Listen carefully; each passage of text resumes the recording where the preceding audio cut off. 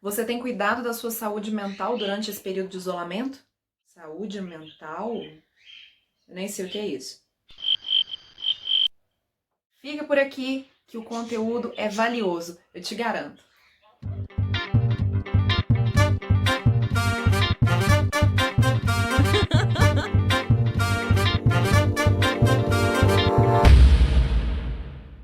Então, pessoal, eu fiz uma proposta para minha terapeuta, a psicóloga clínica Aline Dutra, para fazer uma entrevista comigo. Eu mandei algumas perguntas para ela e ela me respondeu em vídeo. E aí eu tô fazendo essa montagem aqui para vocês. Nesse período de isolamento eu venho percebendo a importância de cuidar da nossa saúde mental. Normalmente a gente não dá essa devida importância no dia a dia, né? E tá sendo muito importante para mim ter esse contato com ela, manter esse contato agora durante esse isolamento. Então resolvi criar esse conteúdo legal para vocês. Eu gostei bastante da ideia e venho planejando também fazer outras entrevistas com outros profissionais, com temas que também podem agregar ao nosso dia a dia nesse período de instabilidade. Então fica de olho por aqui, porque logo logo eu vou trazer ainda mais novidades, beleza? Então vamos para a primeira pergunta. Qual que é a importância de manter uma rotina durante o isolamento social? Vamos falar um pouquinho então da importância de manter uma rotina, principalmente agora com esse isolamento social. Então, primeiro é relembrar da importância, né, desse isolamento social, da importância de ficar em casa, da importância de só realmente sair quem não tiver outra opção, né, para trabalho, porque tem muitas pessoas ainda que precisam sair todos os dias para trabalhar. Então, é limitar um pouco a isso, assim, a gente precisa sim limitar as nossas saídas para um achatamento dessa curva do Covid, para que a gente em breve possa sair e volte à vida ao normal. Então, primeira coisa é lembrar sobre isso, da importância disso.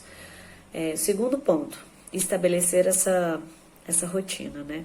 O porquê que é importante. É importante para nós adultos e principalmente para as crianças. Então, quem é responsável por essa estruturação são os adultos, né? São os pais, são os responsáveis pelas crianças. Mas o porquê dessa importância? Todos nós vivemos em uma rotina, temos uma rotina dentro do nosso dia a dia habitual. Então, é importante que a gente mantenha nas férias. Férias é um período que nós sabemos quando vai começar e quando vai terminar. Então, esse período, geralmente, a gente aproveita para dormir mais tarde, acordar mais tarde, nem sempre praticar atividades físicas, né? Então, isso é o habitual. Mas nós sabemos quando começa nossas férias e quando termina. E assim as crianças também são ensinadas, né? Elas sabem que tem um período que elas vão estudar, que elas vão para a escola, que elas vão ter essa rotina, e um período que é o período das férias. Então, nós estamos habituados com rotinas no nosso dia a dia. E é extremamente importante tentar manter isso agora, nesse isolamento. Ah, Aline, mas eu não estou trabalhando. Ah, Aline, mas eu não estou... As escolas não estão dando aula online. Tem muitas que sim, mas tem outras que não. Então, como manter uma rotina? Primeiro, se a gente não tem a questão do trabalho home office, e se a gente não tem esse estudo também em casa, a gente precisa criar outras rotinas. Então, horário para acordar e dormir, podemos ser flexíveis, né? Não tem problema ser flexível. Ah, não é todo dia, eu não vou dormir todo dia às 10 e acordar todo dia às 6, porque eu não preciso, ok. Mas mesmo assim, criar uma rotina dentro desse momento, precisamos pensar muito nessa questão de saúde, é uma questão de saúde física e mental, manter essa rotina. A falta de rotina gera angústia, tanto nos adultos quanto nas crianças. Então, é muito importante a gente ter tentar manter um pouquinho dessa rotina por isso. Então, nós vamos pensar em como fazer isso da melhor maneira. Claro que cada realidade é uma, né? Não é todo mundo que pode montar uma rotina igual. A gente precisa personalizar. Cada um vai montar a rotina de uma maneira que ache melhor. Mas o que é importante ter nessa rotina? É importante ter trabalho de algum tipo, que seja o doméstico ou o home office. Então, é importante ter trabalho. É importante ter os momentos de alimentação. É importante ter os momentos de hidratação. É importante ter os momentos de lazer. Então, eu falo muito com os meus pacientes o seguinte: vamos tentar manter uma rotina de alimentação, de atividade física, é extremamente importante. para a criança precisa ter um momento de brincar, de extravasar um pouco essa energia toda, né? Quem tem quintal, quem pode, né, ter o espaço maior, deixar essa criança brincar, correr. Quem não tem, criar alternativas dentro de casa, né? Muita gente mora em apartamento às vezes muito pequeno, mesmo assim dá para fazer. Tem várias atividades. Hoje a gente tem um facilitador que é a internet, que traz várias dicas pra gente de como fazer, como adaptar, né, a esse momento, e principalmente com atividades, assim, tanto para crianças quanto para nós adultos. Então, tirar um momento para leitura. Então, são coisas essenciais para manter a nossa atividade cerebral, digamos assim, e a nossa parte física também em constante movimento. Nós não podemos parar, né? Nós não estamos de férias. Então, é muito importante que a gente tente manter o mínimo de uma rotina possível. Horário de acordar, horário de dormir, de se alimentar. Não precisa ser com rigidez, não precisa ser todos os dias, mas é essencial que a gente faça isso. Então, a importância de manter essa rotina é essa: evitar ansiedade, evitar uma angústia, né? Evitar para frente aí uma possível depressão ou algum transtorno de ansiedade, que são os principais que podem surgir nesse momento de pandemia, ok? Agora, partindo um pouco para a minha área, qual que é a importância da prática dos exercícios físicos e da alimentação saudável para a saúde mental? Vamos lá, falar um pouquinho então sobre essa questão da atividade física, né, e da alimentação saudável.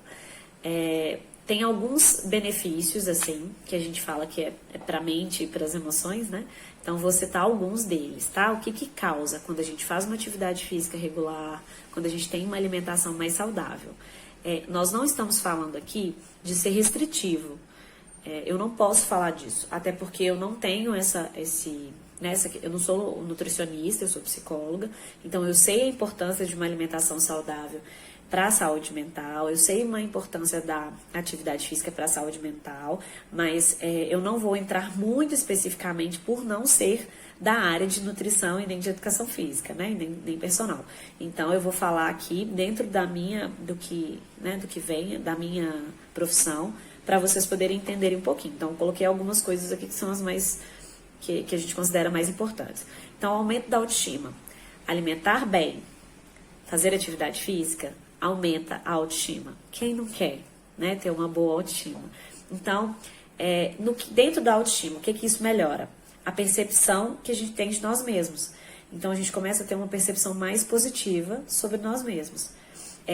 Tem uma sensação de conquista. Então, por exemplo, quando você termina de fazer uma atividade física, às vezes começar é muito difícil, né? Começar é penoso ali, dá preguiça. Mas depois que você termina, não tem como. Isso é hormonal, né? A gente sente uma sensação de bem-estar. Então, sensação de conquista, por ter conseguido concluir algo que a gente se propôs. Mesmo que o começo seja difícil. Melhorar a aparência, né? Automaticamente. Tanto o corpo, a questão física mesmo, né? Que nós somos muito ligados, assim, ainda hoje. Isso não deve ser o principal, né? Mas existe uma importância sobre isso. É importante a gente se sentir bem, a gente se sentir bonito, se olhar no espelho e gostar, independente de qual seja essa aparência. Eu preciso gostar dela. Meu vizinho não gosta, me acha isso ou assado. Não importa. O importante é o que eu acho. É o que eu sinto quando eu me vejo no espelho. Então, melhorar a aparência, o nosso corpo, a nossa pele reage de uma forma muito positiva, dando essa sensação de estar mais atraente, né? Então, tudo muda aí de forma positiva. Outro ponto, ativa a química da felicidade. O que é isso? Ativa a produção de endorfinas, que agem como neurotransmissores, reduzindo dores e dando uma sensação de liberdade. Então, isso mexe na questão da depressão e da tristeza. Isso melhora, é um estímulo totalmente positivo, né? Para a gente poder levantar aí um pouquinho desse astral, o que a gente chama de humor, né? Às vezes as pessoas estão com humor rebaixado, que pode ser uma depressão.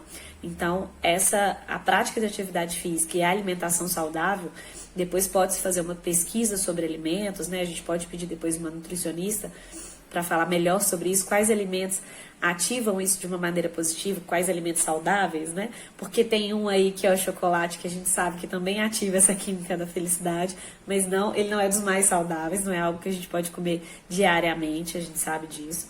Então a gente pode pesquisar depois melhor quais são os principais alimentos que auxiliam a gente nesse processo.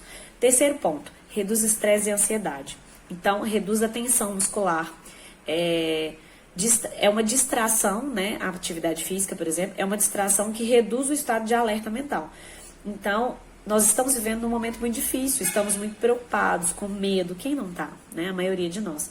Então, se alimentar bem, e principalmente a prática de atividade física, traz, então, esse estado de alerta mental mais reduzido. Então, é uma forma de distrair, né? De se movimentar aí com outra coisa, de colocar a nossa cabeça para pensar em outras coisas. E quando a gente faz uma atividade física, isso também é mudado, né? Os nossos pensamentos, o nosso olhar para aquilo é mudado de uma forma muito positiva. E reabsorção do cortisol, que é o hormônio do estresse. Então, praticando atividade física, se alimentando direitinho, a gente consegue aí uma forma muito positiva, né? Tem uma parte da psicologia, que é a psicologia positiva, que fala muito sobre isso, né? Como trazer isso para o bem, para o melhor, sempre para o positivo, num momento tão difícil, mesmo assim dá pra gente fazer. Tentar olhar sempre o outro lado, né? O lado melhor das coisas, o lado de aprendizado, de tudo que vem na nossa vida, e nem sempre a gente fica feliz em receber, digamos assim. Outro ponto protege contra o comprometimento cognitivo. Então, se alimentar de uma forma saudável é extremamente importante, fazer atividade física também aumenta os níveis de algumas substâncias químicas no cérebro, evitando degeneração de neurônios. Então, a atividade física é importante para isso, a alimentação é importante para isso, a leitura é importante para isso. É muito bom a gente aprender coisas novas, ler coisas novas. Isso tudo traz várias substâncias positivas para o nosso cérebro que vão auxiliar a gente e evitar algumas doenças, ok? Outro ponto, controle de vícios. Então, a atividade física especificamente ajuda nessa capacidade pulmonar, né? E também nos efeitos colaterais da abstinência. Então, controle de vícios no geral. Alimentos também. Então, a gente se alimentar de uma forma mais saudável, a gente leva todos os nutrientes necessários para o nosso organismo. E isso também pode ajudar nesse controle de vícios. Às vezes a gente fica tentando suprir algumas coisas com alimentos, né? E nem sempre são os alimentos mais saudáveis que a gente tenta colocar no lugar disso, ok? E por último, dos mais importantes, né? É o sono. Então, se alimentar bem.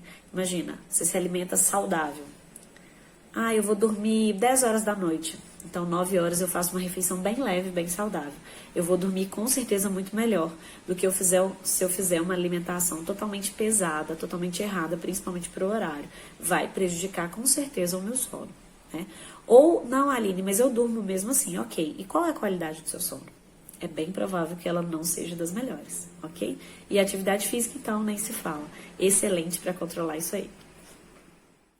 Aproveitando a deixa sobre alimentação, como que é possível identificar a fome emocional e diferenciá-la da fome fisiológica?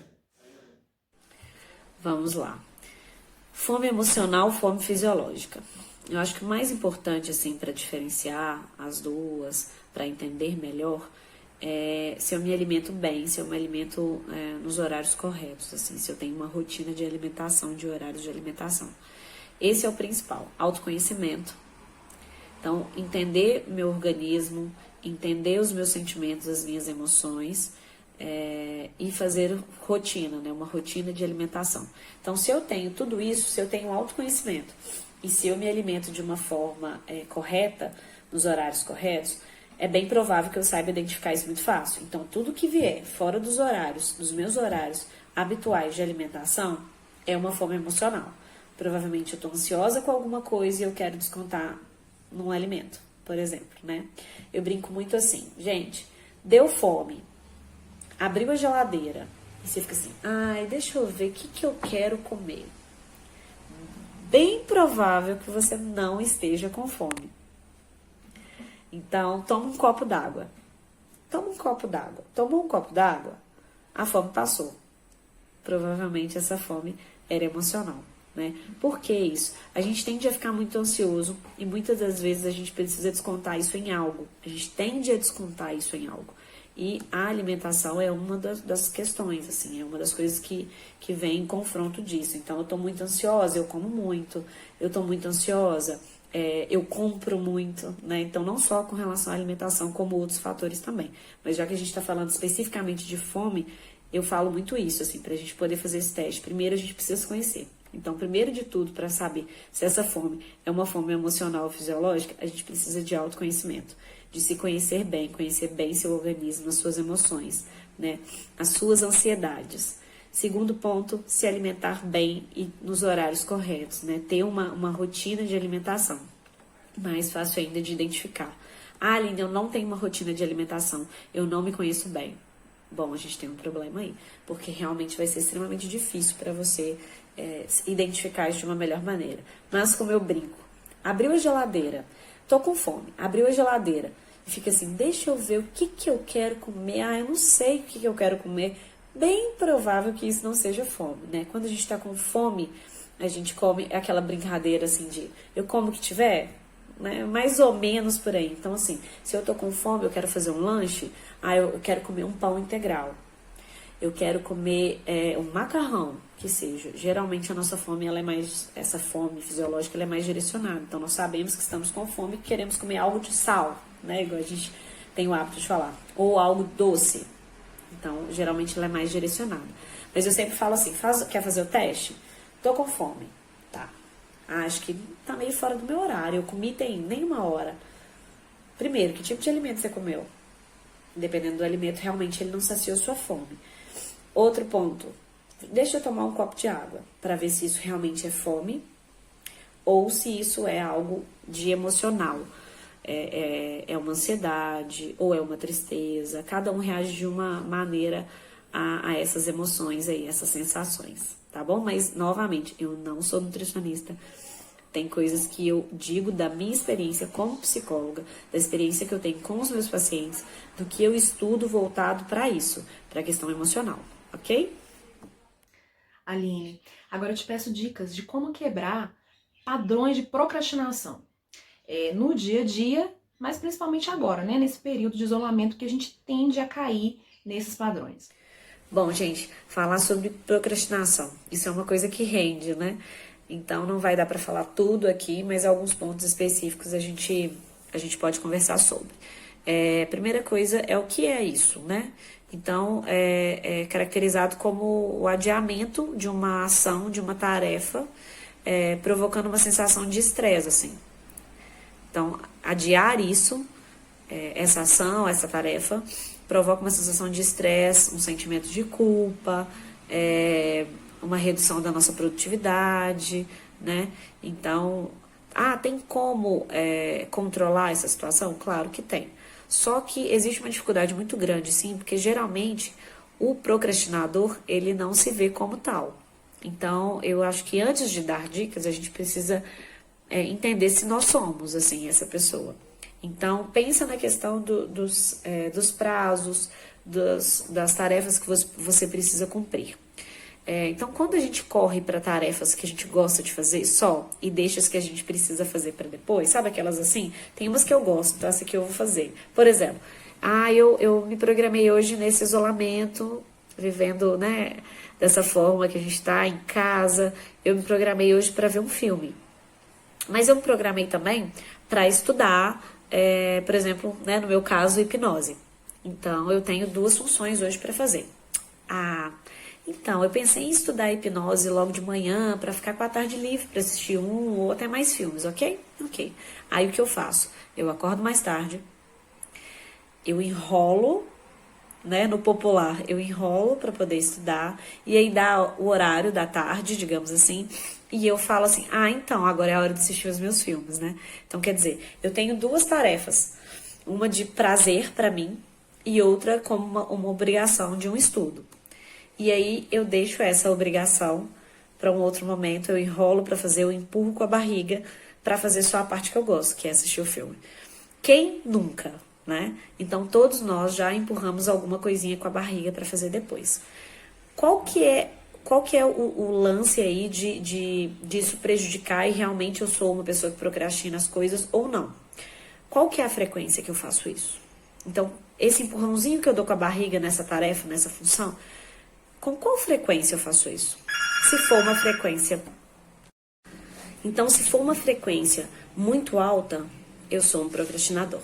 Agora, se for uma frequência baixa, uma vez ou outra eu faço algo desse tipo, aí sim tá ok dentro da normalidade, digamos assim.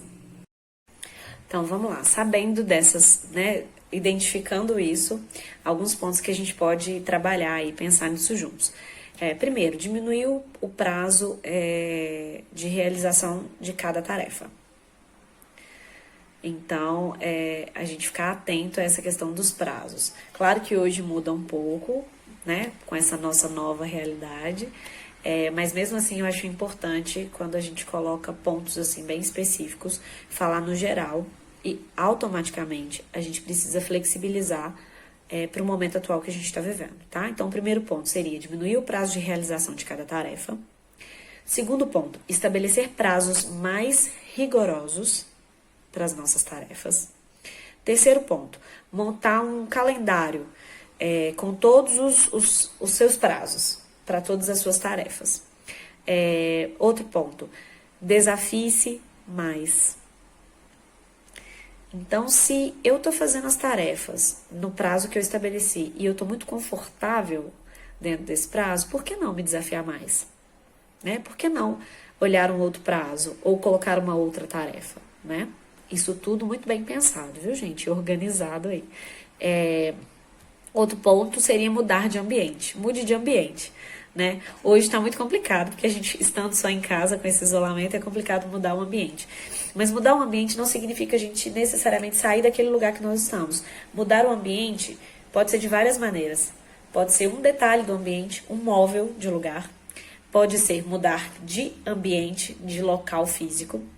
E pode ser mudar a energia daquele ambiente. Então, se hoje eu estou fazendo várias tarefas, preciso fazer tais coisas e está uma energia ruim, não está legal, por exemplo, ambiente de trabalho, por que não mudar esse ambiente, mudar a energia desse lugar?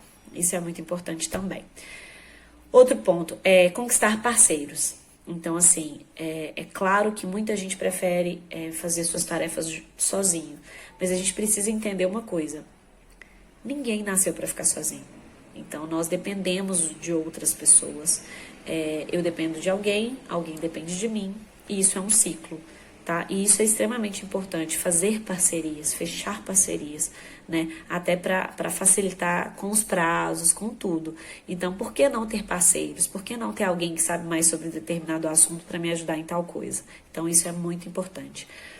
Outro ponto é compartilhar, né, seus objetivos e tal, e presentear com recompensas.